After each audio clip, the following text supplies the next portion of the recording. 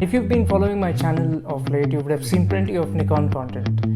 And just to offset that a bit, the great folks at BookMyLens, who else, have sent me this, the Canon EOS R3, Canon's flagship mirrorless camera.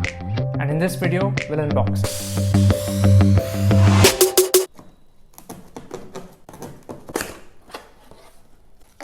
A manual, promo material, eyepiece cup. Let's open the lid, the warranty card, Canon Image Academy material, and then you have the camera itself. Then you have the charger, the chunky one. Then you have the battery for this sort of camera, what you would expect. You have the USB cable, and then you have power cable. Okay, with that, it's time to take a look at the camera itself. So this is the R3.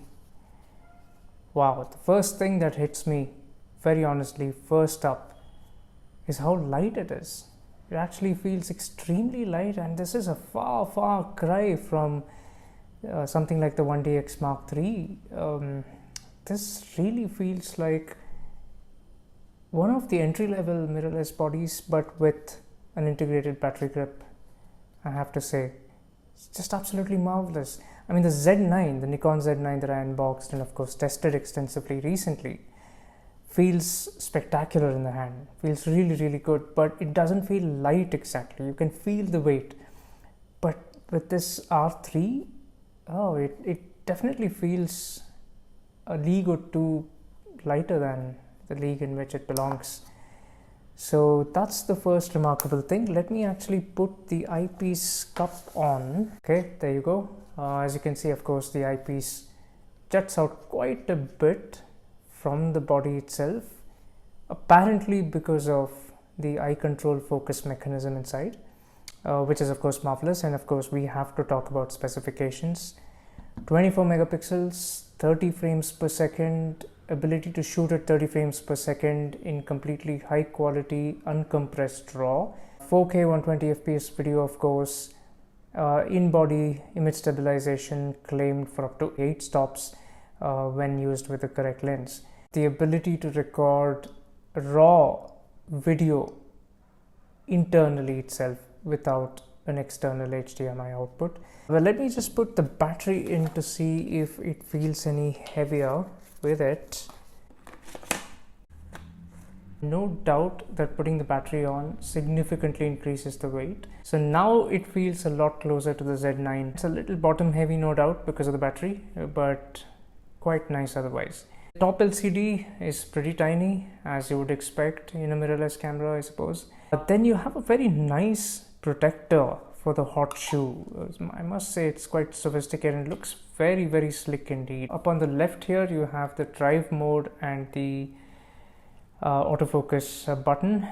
Below that, you have the flash exposure compensation and metering button. You have pretty much the standard Canon buttons here, the MFN, the switch for the light of the LCD, and of course the exposure compensation button. But this mode wheel, I have to say, is quite a good idea. I really like it, because this means that without taking your eyes off, you can simply change the mode with the turn of this dial. Behind that, you of course have the star button and the extremely familiar focus point selection button. And then you have a live view switch here, which is very familiar and very similar to Nikon's implementation, with the toggle between the stills and the video modes, the help of a lever. Then of course you have the menu and the rate buttons. The rate button also doubles up as the microphone input. You have the info button, the quick button. You also have the joystick and the big dial, of course, with the set button in the middle. Then you have, of course, the play button, the zoom button, and the delete buttons right here at the bottom. So just like the Z9 instantly makes you feel at home no matter which Nikon DSLR or mirrorless you're coming from, so does this R3 as well. But this LCD, I must say, is quite interesting because it lets me do something that the Z9 does not, which is flip it towards myself if I'm filming myself speaking. Right, what else do we have here? In the front, of course, you have the couple of function buttons, both placed vertically and horizontally. You also have a pin connector here in the front, 3-pin connector, and of course the lens mount button.